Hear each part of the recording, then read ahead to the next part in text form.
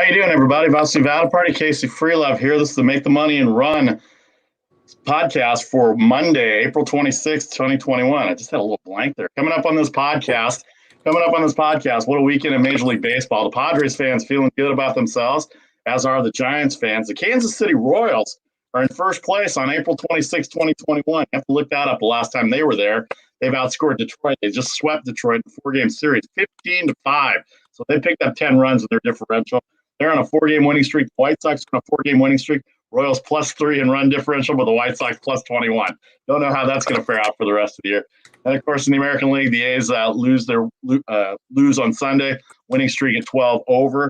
The Astros and Mariners go tonight. Those are the two primary competitors right now. Mike Trout will be back in the lineup for the Angels. He'll be back tonight, actually. Shohei Ohtani is going to be on the mound. If there's not going to be a DH tonight, we'll get to all the baseball stuff.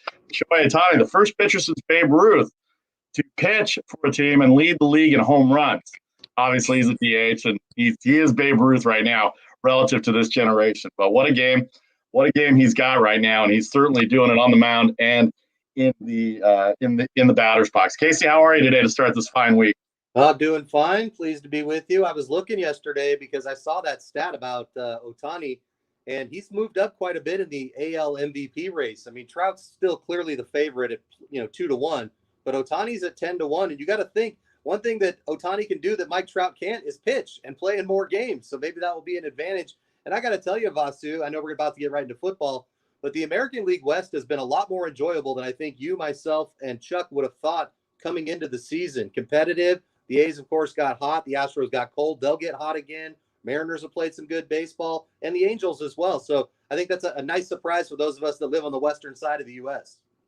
Well, I think everybody thought, we thought at the beginning of the year in the AL East, the Red Sox kind of turned that division around. Tampa Bay's playing a little bit better, although Toronto beat them 2 out of 3 over the weekend. And then the Yankees, who won the series against the Indians 2 out of 3, had a 3-0 lead yesterday, but gave it up, and the Indians got one back. So it's going to be interesting to see. But we'll get to all the baseball. The NBA, I'm going to tell you later why in the NBA, the Philadelphia 76ers are the team to beat in the East and not the Brooklyn Nets. And then Utah and Phoenix are flip-flopping back and forth in terms of the Western Conference. And those 7 to 10 spots in both the East and West are very, very interesting as we get to 2.5 weeks left until the playoff tournament. But in a couple of minutes, we're going to be joined by Russell Baxter, who used to be at ESPN for 22 years. He's got all the numbers. And by the way, thank you to everybody on Facebook for all the nice comments you said about my dad. The reason I bring Russell Baxter in the numbers up is my dad was a PhD electrical engineer, and so I have to come up with numbers to match up with Russell Baxter today, since I'm not the mathematical whiz that my dad and my brother are from that standpoint. So I appreciate all the comments on that. He would have been 96. Thank you to everybody. That was really nice to see yesterday on kind of a tough day for us every year. Those that have lost parents understand. But Russell Baxter, Pro Football Guru founder, ProFootballGuru.com founder, also works for Fanside and NFL Press Room Film or something like that. I got it on the banner here. We'll put it up there in a second when he comes on. So what do you think, Casey? We've got the draft this week. It's going to be all dominated by the draft. Today, Thursday, are going to be drafted by, here's the top 25 picks. Obviously, Jacksonville, the Jets, 49ers, Atlanta, the top 4. Everybody's going to kind of fall into place from there. What do you think so far going into the week? Well, I mean, I have a lot of questions for Russell about movement and different sites with different projections as far as who's going where. I'm very intrigued by where the Patriots could perhaps go with their pick. I mean, because there's still going to be some wheeling and dealing probably going on before this is all shaken out. I want to know what Jimmy Garoppolo's mindset's going to be now that we're all but assured the San Francisco 49ers are going to select one of these quarterbacks, and maybe Justin Fields, who knows. And then quality draft here, Vastu. It's rare that, in my opinion, the 2 best players in the draft aren't the top 2 picks because everybody's so quarterback heavy. And I love Trevor Lawrence. I think he's going to be great, but I really love Kyle Pitts. I watched a whole lot of Florida football this year. There wasn't a man on the field that could cover him when he was healthy. And then Penei Sewell out of Oregon, one of the elite tackles to come into the game. I mean, he is going to save somebody's career probably protecting that blind side. So this is a year where you don't go in kind of just, I have to pick and choose and hope that I get the best guy. We've got studs. I mean, what a year. And also, these kids that are coming in, they may be hungrier than anybody else that's come into the draft recently, because think about the hell they had to go through just to get on the field to play the few college football games that they did. So they understand discipline, they understand work ethic, and they also understand how to stay COVID free. I'd say at least 90% of them. So I think that'll be something fun to watch. And then, of course, once the fireworks start flying and players start coming off the board, it's going to be real interesting. I mean, I don't know, between Mac Jones and the kid from South Dakota State, it's like, where are they going to go?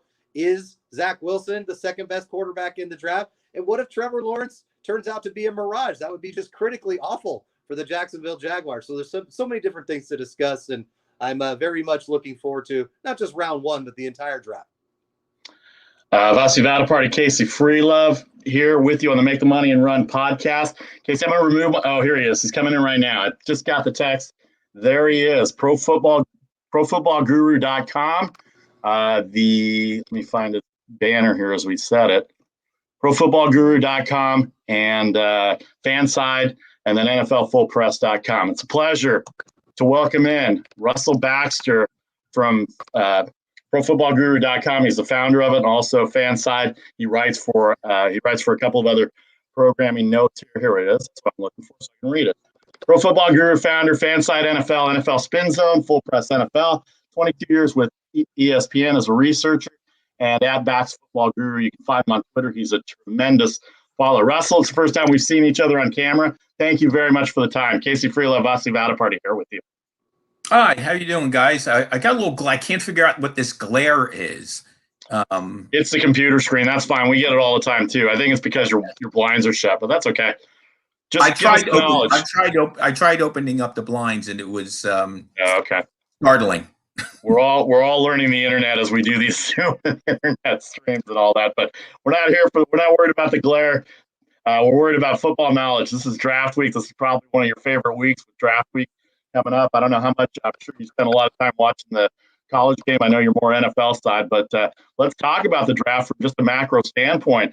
Obviously, the first four picks, what's everybody interested in? Do you think that things will just fall into place once the top four picks are made, or is it kind of a mishmash after Trevor Lawrence? Well, there could be. It seems so easy. We're kind of assuming that quarterbacks are going to go 1, 2, 3, which has happened in the past, 1971, 1999. We've never seen 4 go right in a way. We saw 4 in the top 10 a couple of years ago in 2018. One of them is kind of bounced around everywhere. Josh Rosen. One of them is now in Carolina after being picked by the Jets. One just got his third-year option picked up, and that's Baker Mayfield. And one got some MVP votes last year in Josh Allen. And, of course, the last guy to get taken in the round is the guy who's been in the playoffs the last 3 years, and that's Lamar Jackson. So it would seem that way, but there's always seems to be a surprise. You just never know. And I think what you're hearing right now is, has San Francisco really made up its mind on who they want? If some people are set in stone that it's Mac Jones. Josh Rosen is, not that Josh Rosen, I'm sorry. There's the other prospects out there are, I don't want to say unknown. Justin Fields is somebody that a lot of people are obviously intrigued with. But San Francisco also has Jimmy Garoppolo, but they've made no bones about the fact that they're coming up to get a quarterback. Now, I understand the problem with Jimmy Garoppolo. He has been a person who has struggled to stay healthy. He's also struggled to hold on to the football. And I think why that struggling to hold on to the football, to be honest with you, has come over the years of the fact that he hasn't played a lot of football. I mean, this guy was a second-round pick in 2014. And I believe Patrick Mahomes has more career starts than he does. And Patrick Mahomes came in the league 3 years later than he is. And again, he comes off another injury year. Now, the year he stayed healthy and started all 16 games, San Francisco went to the Super Bowl. Again, the turnover problems popped up. So what are the Niners exactly going to do? Kyle Shanahan seems more of a pocket guy. As I heard Trent talking today on the show, and Trent, I worked with Trent at ESPN for a couple of years and so on. He really knows his stuff. It's almost like a misnomer to the fact that both styles of quarterbacks still win in this league. The mobile guys and the pocket guys. In fact, we've seen that the last 2 years. Patrick Mahomes can get on his horse and do what he's got to do, and Tom Brady kind of stands there and picks people apart. So I'm not sure what the Niners are going to do. And in some ways, I know this sounds weird, I'm almost not dead set on what the Jets are going to do. Okay, I know everybody's talking Zach Wilson, but you've seen stranger things happen. And once one of the dominoes doesn't go the way you think it's going to go, that's really when the fun begins. So for a long time, I thought the intrigue of the draft began at 4 with Atlanta. Maybe it actually begins at 2 with the Jets. Someone comes up to the Jets and gives them that offer they can't refuse, and they can still get a quarterback, but at the same time accumulate more picks. I mean, you're talking about a team that won 2 games last year. Go ahead, Casey. Well, I want to continue along those lines, Russell, and thanks for being on. Talking about the New York Jets, we've kind of got a recurring theme since we started the podcast. When we talk about drafts, you're going to see the Jets, you're going to see the Jaguars, basically franchises that are consistently in the top 10 because they don't win enough to ever get out of that top 10. And it's as a result, oftentimes, of their draft. I mean, what did Sam Darnold do to kind of turn you off so much that you now think a guy who played at a mid-level football school at BYU, and I don't like Zach Wilson. I bashed this guy on this show for days. I don't think he's a good prospect for the NFL. I would take any of the other guys over him. But my question is about, kind of trying to change things. They bring in Robert Saleh, who's a great coach. I have a lot of respect from him. But a lot of times the coach can't do everything because the organization just kind of shines through. So I'm wondering if maybe the Zach Wilson thing is being floated out there so that there's a little less pressure should they decide to pull the trigger on Fields or Trey Lance or one of these other guys. Or like you said, maybe trade back, still get a good first-round quarterback, but actually get some more picks because that team has so many places they've got to build. It's not going to be done in just 1 year. That's right. For those people who don't know, with Cleveland and Tampa making the playoffs last year, guess who has the longest active playoff drought in the league? That would be the green and white of the New York Jets. They've been there since 2010 with Rex Ryan and Mark Sanchez when they lost the AFC title game to Pittsburgh. So, it didn't happen overnight. But the last 4 years have really obviously been rough. I mean, Todd Bowles' first year there, they were 10-6. They missed the playoffs on tiebreakers. But it's been disastrous. And now I will say, I'll give the Jets credit. And tanking is a word I just can't stand. Okay, if you want to tank, go to Miami and watch Flipper. Okay, and I don't believe teams do that. I mean, I heard Miami was going to tank in 2019. All they did was win 5 of their last 9 games and bounce New England from a first-round bye.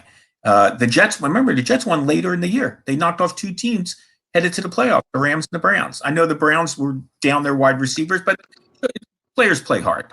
Okay, so, but yeah, if you have the needs, and Joe Douglas had a respectable draft last year with some of the guys he brought in, bolstered the offensive line, which is a big problem area and so on. But yeah, I have a tendency to agree. There probably is still question marks about Zach Wilson. To me, there's a lot of question marks about anybody who played last year. And I don't mean that as a put down because we had such an unusual football season last year because of COVID. Some teams played a few games. Some teams played a lot of games. Some players opted out. It was tough. And we had no combine this year as well. And that was the thing that was different from you. The pandemic really kind of hit in March last year.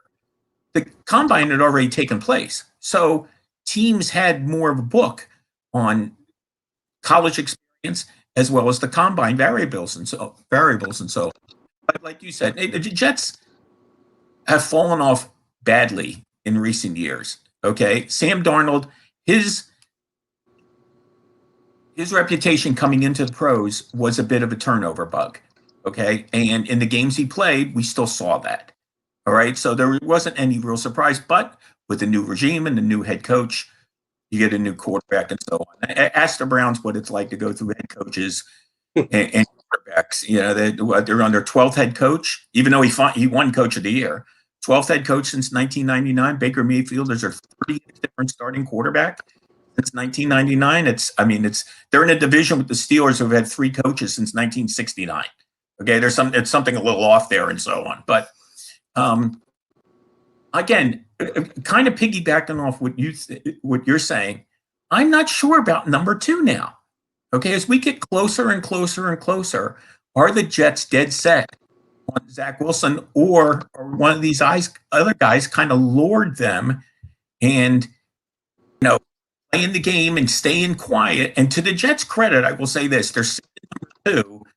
There hasn't been a lot of noise out of them lately, and that's the best way to play it. The teams that do a lot of talking sometimes their hand. I always tell the story way back in 1988. It was the first draft I ever went to. Up early in the first round, the Chiefs and the Lions going back and forth over a guy named Neil Smith. Okay, and you would have thought the Chiefs already drafted him in January. That's how dead set they were on game. And the Lions were intrigued by a guy named Benny Blades, a safety from Miami. And I know you guys know these names and so on. And about a day before the draft, the Lions were saying, you know what, Neil Smith kind of looks intriguing to us. So Kansas City got a little panicky and flip-flopped the picks. Then they had to give up their number 2 pick. So the Chiefs didn't have a number 2 pick. The Lions took Chris Spielman, by the way, with that second-round pick. Not a bad pick. Go ahead, Casey. You got one more? Go ahead, Casey. You got one more? Well, sure. Let me ask you this, because the quarterback trend is obvious to anybody who follows pro football like the three of us do. I'm just wondering, when you've got a can't-miss talent, in my opinion, like the best tight end to come in the league since Rob Gronkowski sitting there in the form of Kyle Pitts. And look, I'm an SEC honk. I followed the Southeastern Conference since I was born, and I've watched this kid play a lot of football. Wingspan, height, aggressiveness, strength, speed. He's the football geek, and I mean that affectionately. He's the one can't-miss guy in my mind that's sitting here in the top 5. Maybe that's something that a team like the Jets or somebody wants to trade up and get. I guess I just want to get your take on when you've got the pressure from the fan base of selecting a quarterback, so you've got your glamour guy to put on the season tickets, but you've got just a cannot-miss prospect in my mind sitting there number 4 on the board. Well, what's the mindset of a general manager going through that? Well, I think the mindsets are changing in the NFL because there's certain positions you don't necessarily go up and get high. It used to be safeties. Tight ends kind of fall under that category as well. I want, and I'm doing this strictly off the top of my head. If Kyle Pitts goes top 5, I think it's the highest tight end, I think, since Vernon Davis, which I think was 2006. And I think he was number 6 overall. Okay. So, I mean, you really have to probably go back and look up if there's ever been a top 5 tight end. Okay. Right now, you're not supposed to take a running back in the first round. You have to wait till the second round. And I get all that because the second rounders have had certainly their share of success. Derrick Henry's led the league in rushing 2 years in a row, 2,027 yards and so on. So that could be it. There could be a team who thinks Kyle Pitts is their offensive cog to put them over the top. So again, the Jets have been kind of quiet. Could be down. What's Miami up to? I mean, Miami has been up and down like an escalator. First round of this draft. I mean, and they have so much to play for down, with their future picks as well.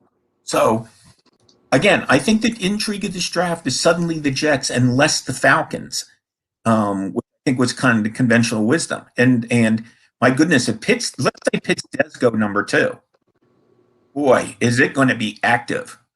Okay, and remember, this isn't the old days when you get 15 minutes to make your first round pick. You only get 10. Right. That's changed things a lot over the years. Our guest, Russell Baxter, he's a good follow on Twitter at Bax Football Guru, founder of the Pro Football Guru website, Fanside, writes for NFL Spin Zone, Full Press NFL. Let me make sure I get that right and say it correctly with ESPN for all the years. All right, so Casey said it earlier, and I'm not big on the draft itself. I'm excited for the kids because the same teams always end up there. Your Jacksonville's, your Atlanta's, your Carolinas, the Jets, et cetera, et cetera, et cetera. Unlike Casey, I'm big on Zach Wilson, and you said that there's a chance that he may not. Living in the Bay Area, everybody lost their damn mind here for the last month when they made that trade a month ahead of the draft itself. Now every expert's out there thanks to fantasy football leagues and thanks to draft games. They know how to set a lineup and they know how to draft it and are pseudo GMs, and they're like, Justin Fields, Trey Lance. Here's why this. Some guys even got on the radio and said they're watching film. I don't know where they get the film, but they're watching film. But anyway, the whole point of it. You know what? It's probably an old Viewmaster. Okay. Don't age us, Russell. Don't age us here, No, Russell. no. Well, listen, you know as well as I want. This is the week that everybody becomes an NFL GM. Right. Okay?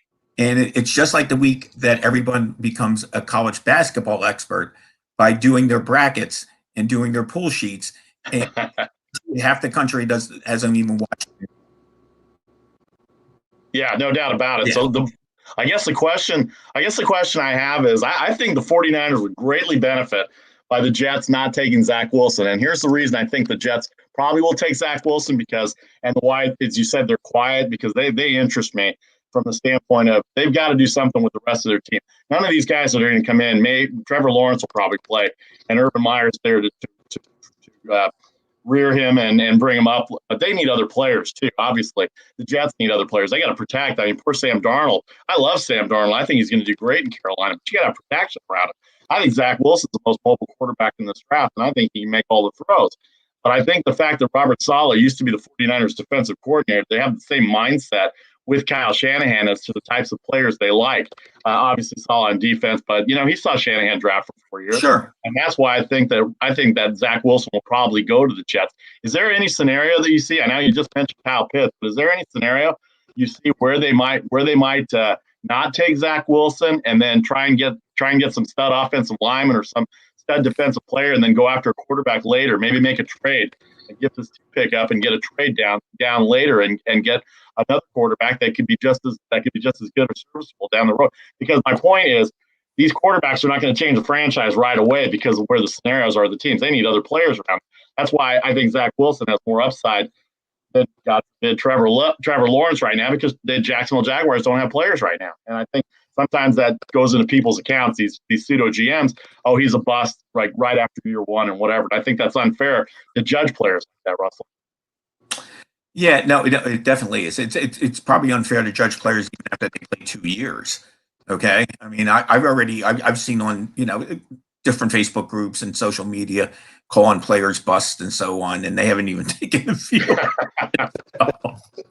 Listen, the only bust I know of guys watching film. Yes, exactly. Listen, the only sure bust I know of are in Canton, Ohio. Does that make sense? Yeah, without a doubt. Can't wait to be there, as a matter of fact. I think anything goes, and Jacksonville they don't seem like they're budging, okay? and I totally understand why, okay? But it's always interesting to see when the card comes in, okay, and who was talking who and so on. But for the Niners to make that deal as early as they did in the process, there's something to be said for that. Okay, they're obviously, and they've made no bones about the fact that they want a quarterback. They're just not making any bones about which one it is. And maybe they're just trying to lure somebody to come up, and even if it's a flip flop, okay. But I mean, you got to be careful with these flip flops, and John Lynch knows as well as anyone. John Lynch was involved in the flip flop with Mitch Trubisky 4 years ago, and all they did was they flopped, and guess what happened? They both kind of wound up with flops. Okay, Mitch Trubisky is now with the Bills, and Solomon Thomas is with the Raiders. So it didn't work out for either one of them. Meanwhile, Myles Garrett tearing up the league. Okay, and he's the first overall pick. So you just don't know sometimes. And in this NFL now, where coaching stability can be a little shaky and coordinator stability, now coordinators move around much more than head coaches now. And you've got guys who are, you got like. Anthony Lynn is now the offensive coordinator in Detroit. Okay, so these guys are getting jobs who were former head coaches. So there's so much in play here. And again, I think the Jets being quiet is the best thing they can do. Again, the Niners are making so much noise about a quarterback. It's almost like they're trying to bait them. I'm going to call it chumming. I'm going to steal that from Jaws. That would be the movie, not the quarterback. So. One more for me, and then I'll turn it over to Casey here. By the way, thanks for bringing up Mitchell Trubisky as a longtime Bears fan. I really appreciate that. So thank you for that with all those other quarterbacks in there. I'm actually fascinated with I'm gonna throw in three quick parts here. The Eagles have done a couple of things. They've got Jalen Hurts there. They're probably got to get somebody for him to throw to, and obviously some offensive linemen to block because they look terrible. But I'm interested in what Cincinnati's going to do because they've got their quarterback. they need protection for Joe Burrow, but they also, now with AJ Green gone, they may need somebody to throw the ball to. And what do you think Atlanta's going to do with Matt Ryan? I know that's a lot to throw at you, but I figure I'll just end my segment on that. Oh, that's all right. Well, Matt Ryan, I think still has a lot of football left in him. I think some people seem to think he's been in the league 18 years. He's been in the league 13 years. Okay. He was third overall pick in 2000.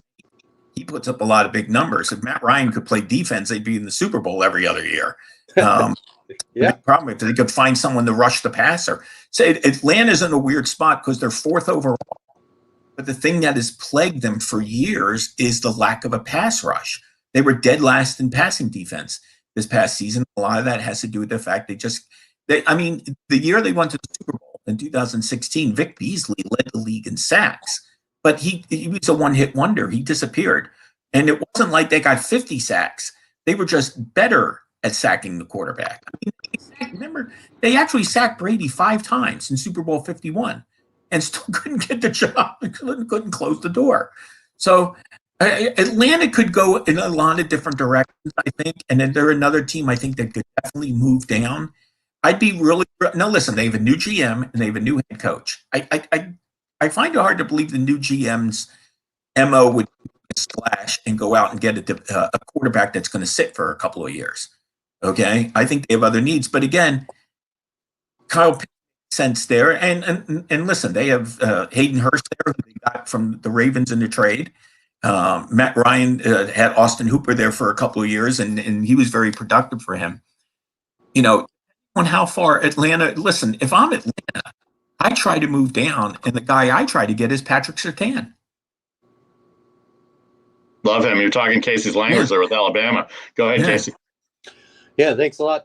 And again, folks, you can follow what Russell's talking about here on his Twitter site, which is @BacksFootballGuru, where I got my next question from your article that you wrote for NFLSpinZone.com. I want to go back to the AFC East and talk about 2 franchises, starting with the Miami Dolphins, who find themselves in a pretty sweet spot, in my opinion. It's not just because I'm a Bama homer. I think Tua has the ability and the want to develop as a good quarterback. Now, what does he need? Some weapons, targets to go after.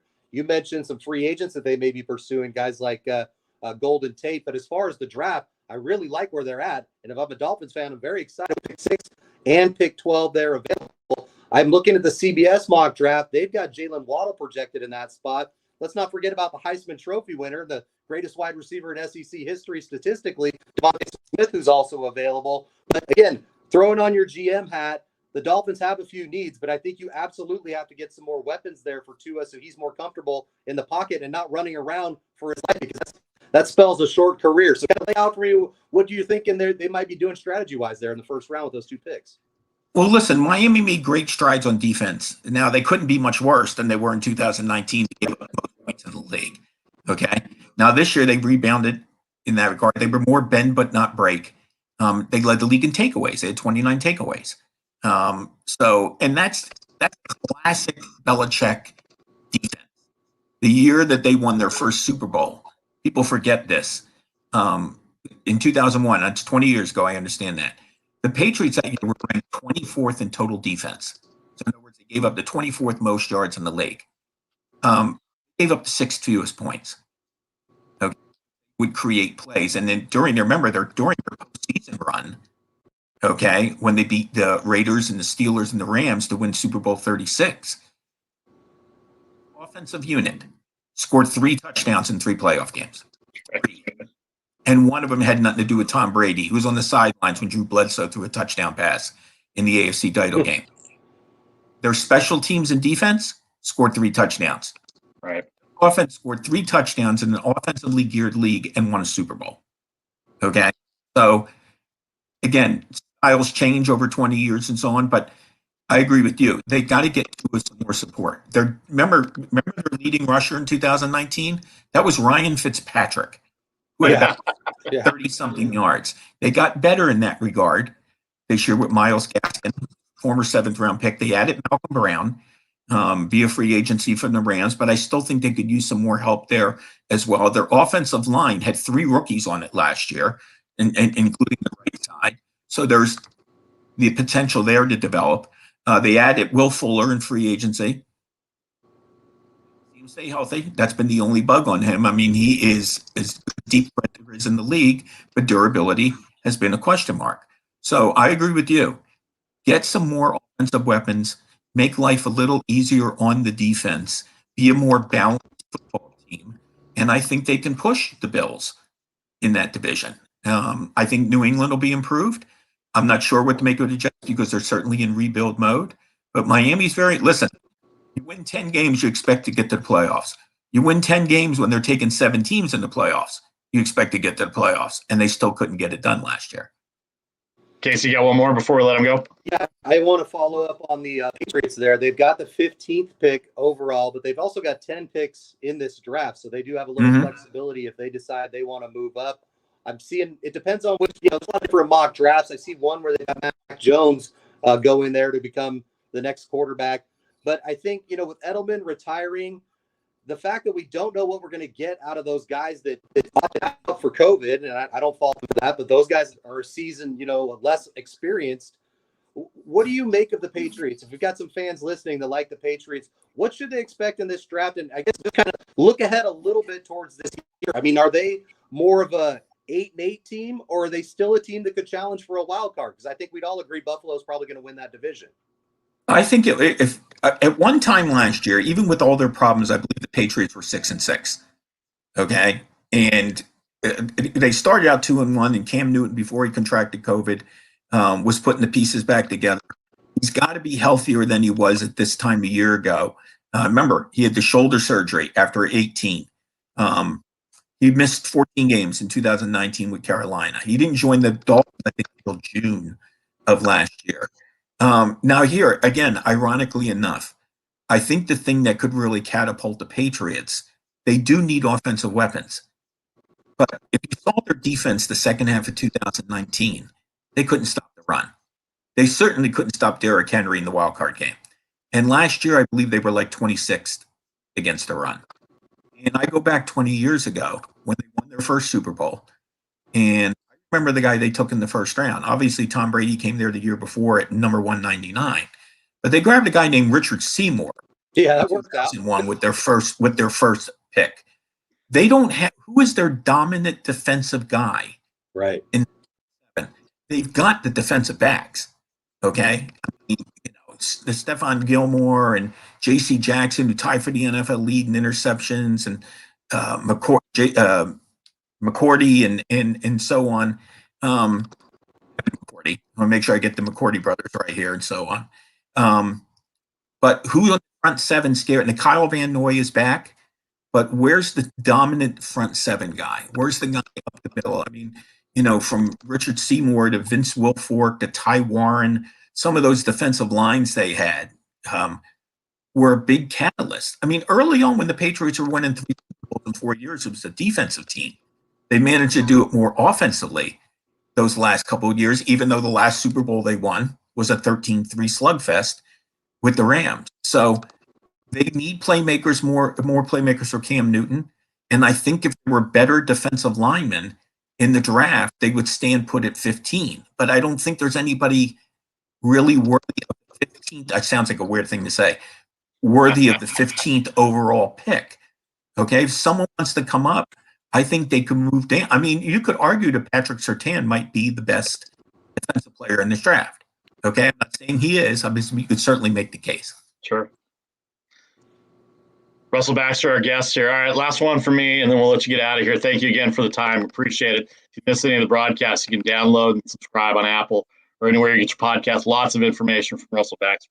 Let's take a look at after the top 4 picks, because everybody's talking about Jacksonville, the Jets, and San Francisco and Atlanta, and Cincinnati and Miami. But let's take a macro view of the draft. What team has interested you outside of the top 5 in terms of what they're going to do? I'm looking at Denver, and I'm looking, obviously, what Philadelphia does at 13.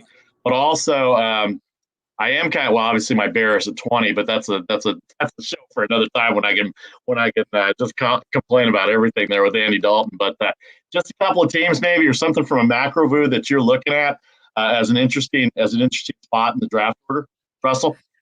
It sounds like recency bias and so on, but Baltimore.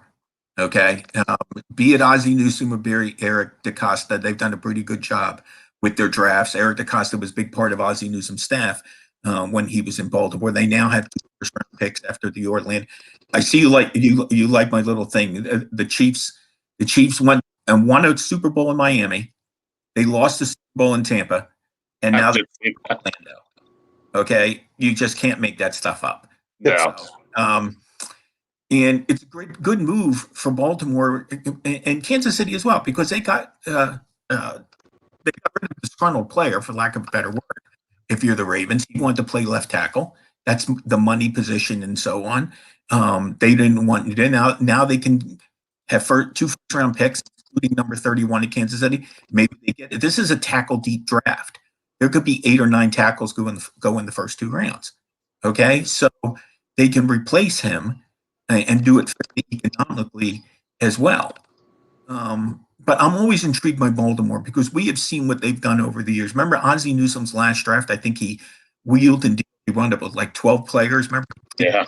In the first round, he got Lamar Jackson. Baltimore's a very aggressive franchise, and that's one of the reasons they've been in the playoffs the last 3 years.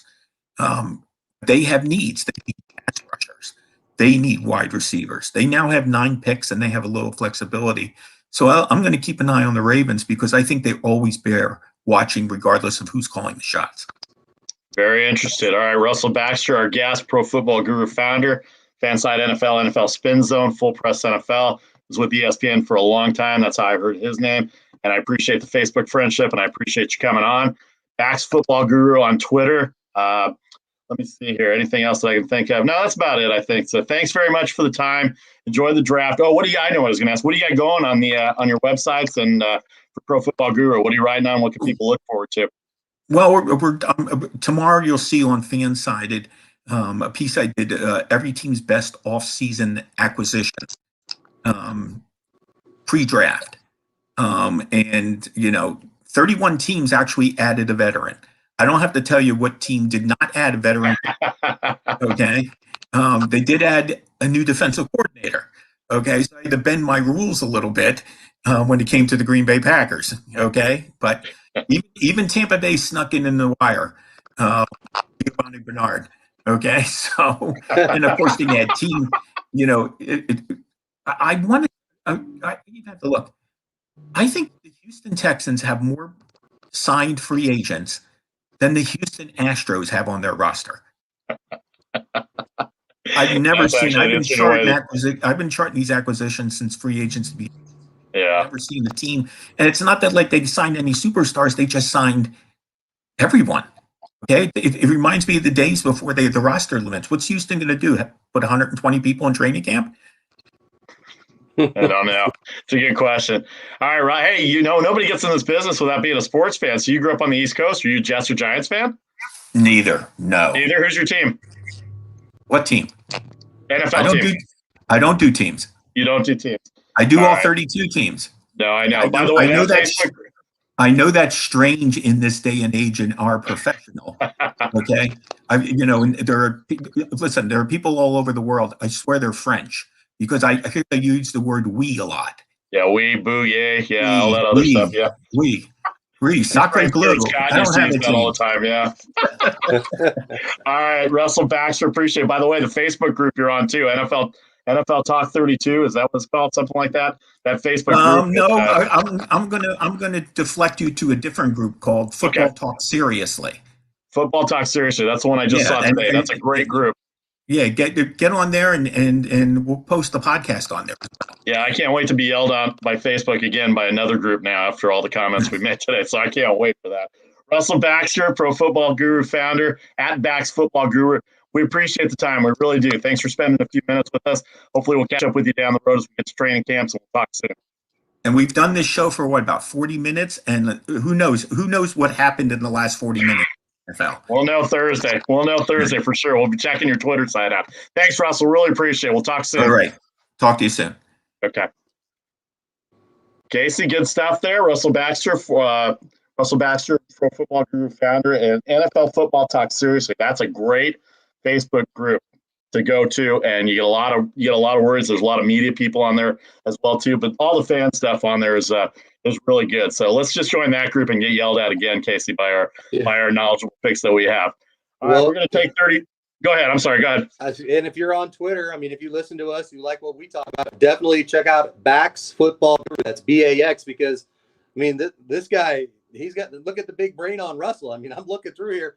If you like a team, he's got a write-up for your team, and he is going big and deep. The only thing, Vasu, before we go to break, I wanted to talk to you just real briefly, because I didn't get a chance to ask Russell. We're excited about the draft.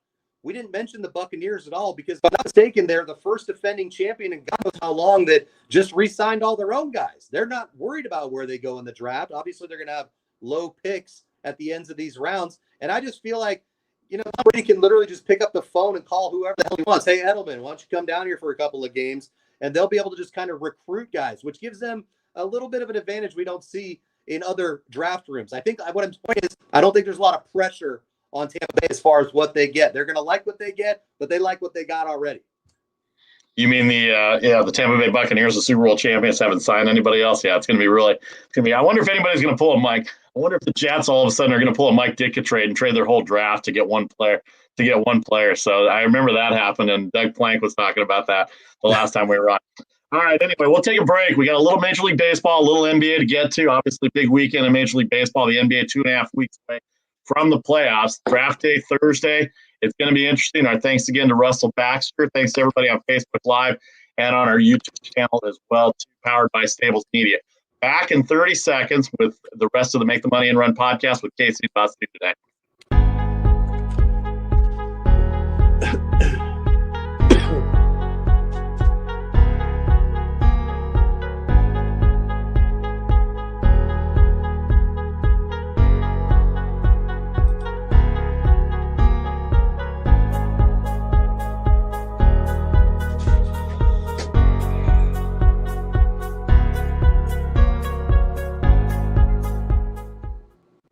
How you doing, everyone? Bossy Vada Party, Casey Freelove. Welcome back to the Make the Money and Run podcast. We just had Russell Baxter on at Bax Football Guru on Twitter, BAX for his last name, Baxter. If you missed any of it, download and subscribe anywhere you get your podcast.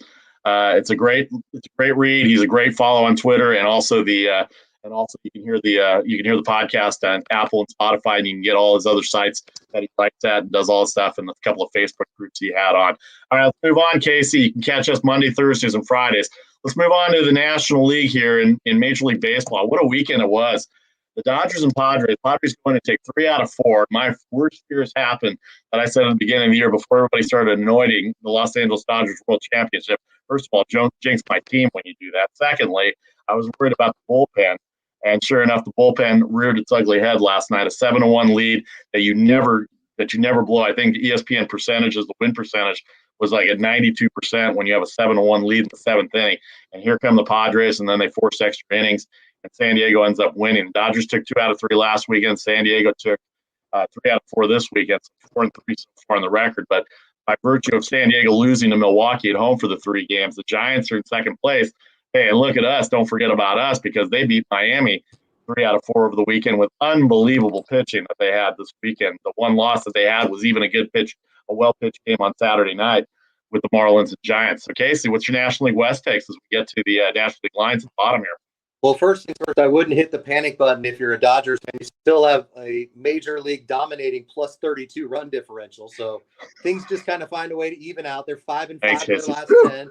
I'm sure that Las Vegas is very grateful for the San Diego Padres because, I mean, who would have thought? Look, I thought that these teams are going to be competitive, but maybe not in this way, where the Dodgers lose 3 out of 4 at home, and then the Dodgers win the 3 out of the 4 at San Diego. It's very interesting. The Padres are a team that we know is going to be competitive throughout the year, but that was a really thrilling weekend. And, as a guy, I don't dislike either team, but that was just some exciting baseball yesterday, that comeback, man. You don't see that very often, especially when 2 good teams are going at it. So I think they've got to feel pretty good if they're the Padres. And if you're the Dodgers, look, things are going to be fine. You know how the Reds started really good? Well, they're dead last on the division, and that's who LA's got for their next 3 games. Then, Basu, later this week, though, a nice prove-it series here early on with a contender. They've got 4 games at Milwaukee, a team that we've already talked about a little bit on this program, and I think definitely one to watch. So I think that that's going to be a good thing if you're a Dodgers fan to kind of, see where you're at. Can you win the series? Can you take 3 out of 4 and feel good there? I think they're going to be a good chip against Cincinnati as well. Now, The San Francisco Giants, I'm always obsessed with the schedule. A 3-game set against a Colorado Rockies team whose GM just stepped down. They're obviously not playing great baseball, and the Giants get to play them in 6 out of their next 9 games. Here's the problem with that, though. Sandwiched in between those are 2 3-game series against the San Diego Padres.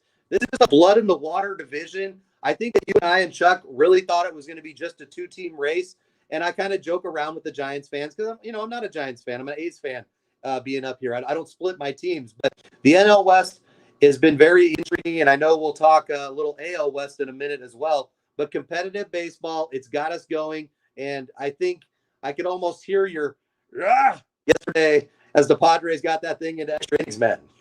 It was a good weekend series for the Dodgers and Padres. It'll make it interesting. They've already played 7 times. So they'll get 12 more games against each other, and it's going to be very interesting. They're going to play in June. The Dodgers don't even play the Giants until the end of May. And then San Francisco, you mentioned, is going to San Diego. All right, let's move on to the Central. You talked about Cincinnati a little bit. My guy Corbin Burns is going tonight to Milwaukee. He's a $1.64 favorite against the Miami Marlins, who can't hit, but I'm still on the Corbin Burns. I didn't realize he was 2-1. He lost his opening start 2-0 to the Twins. He got removed after a Byron Buxton home run.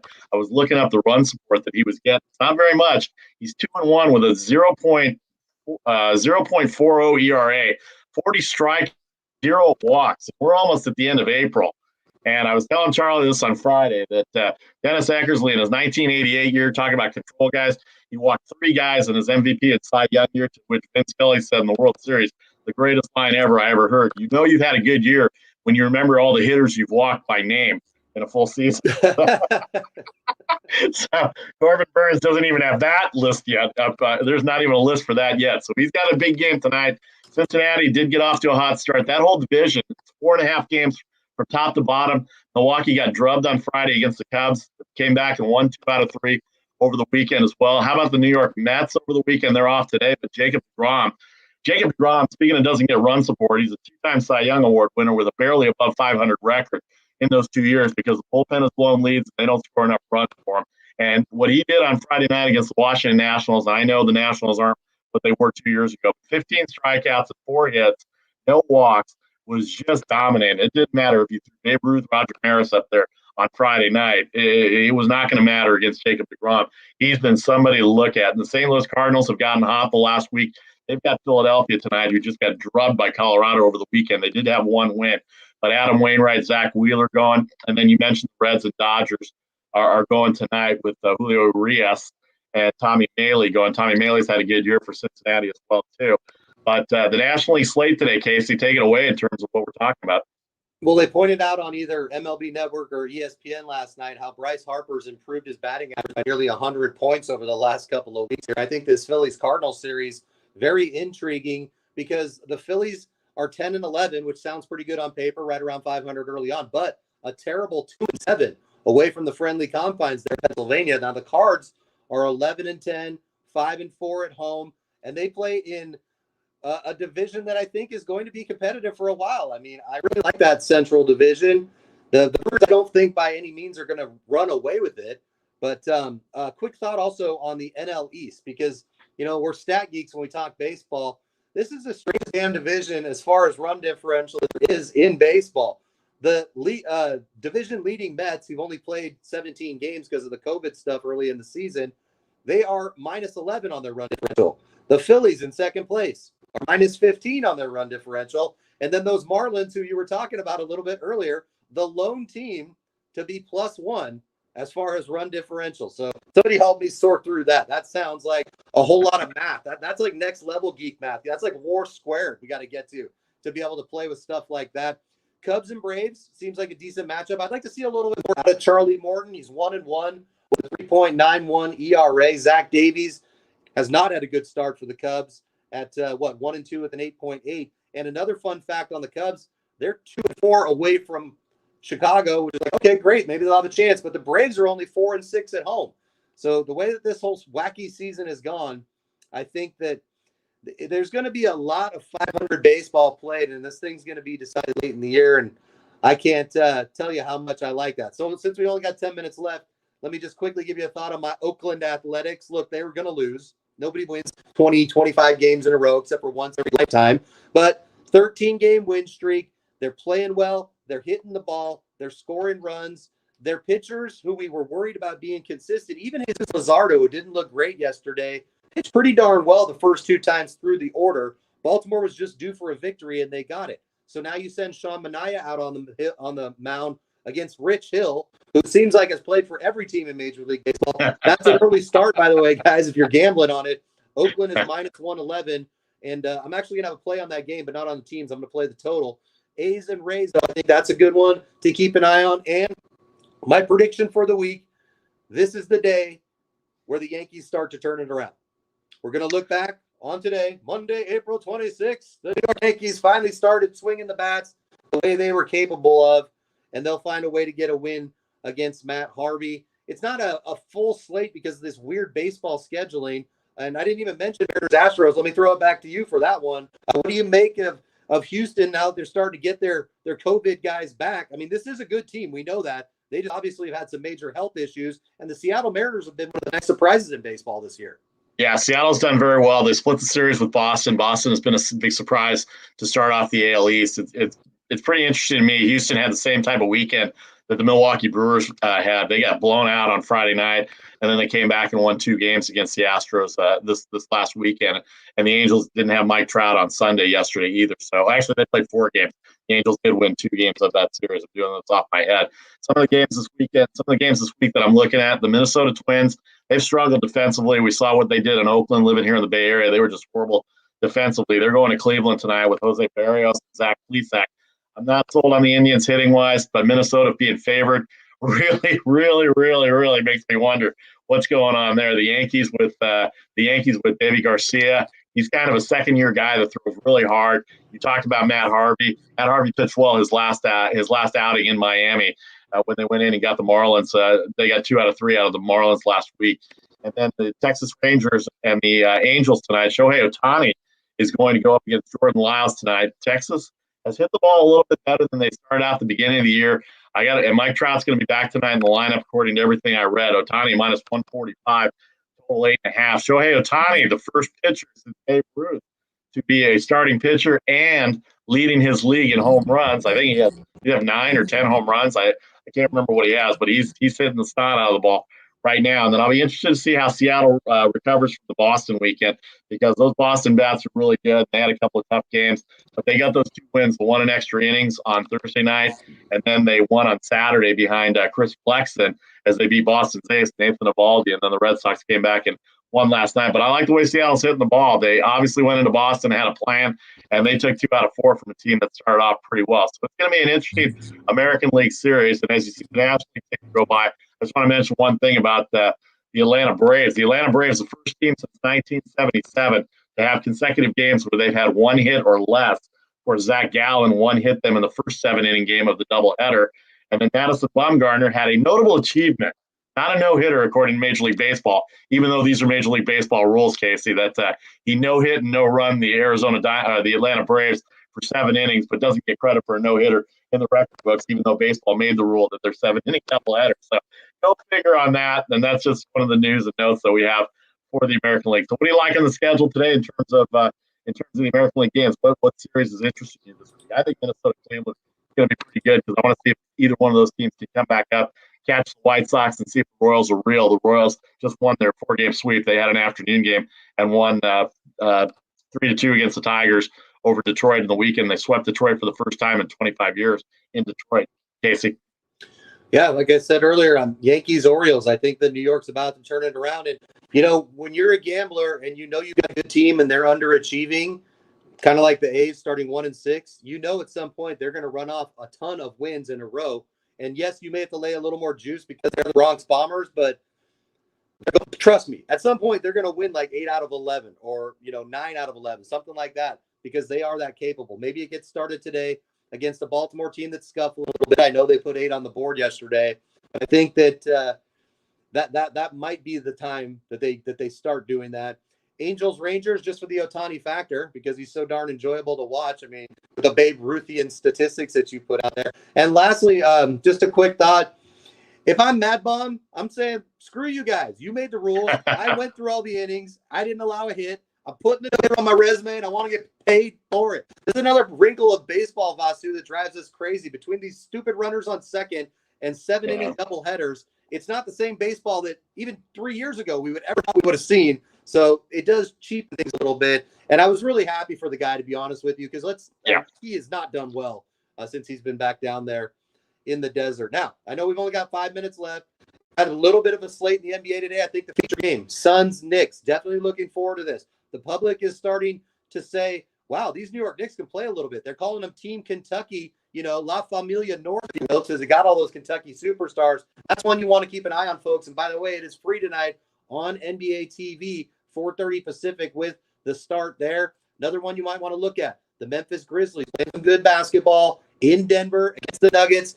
You can continue to hear the debate about whether it's Jokic against the world and who the actual MVP should be. The actual MVP actually resides in San Francisco, but his team might not be good enough for him to pick that up. Yes, give me some love for Steph Curry. And before I throw it back to you, let me just get my picks out there for the folks that are tracking at home.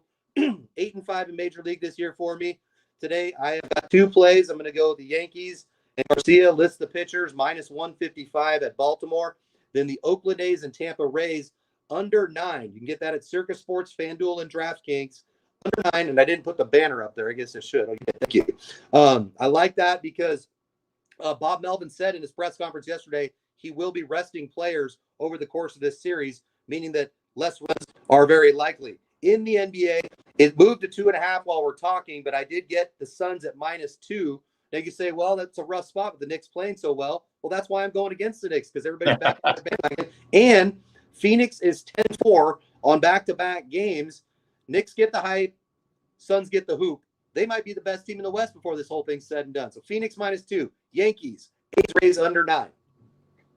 Couple of quick things here before I get to my picks. Looking forward to see the Washington Wizards game against San Antonio tonight because they're playing better and they've got the defense going. Washington 4-point underdog. I got a feeling San Antonio might get bit tonight from that scenario. Embiid and Simmons didn't play on Saturday against Milwaukee. 12.5 points against OKC. They're terrible. Phoenix, you're right, 2.5 points at New York.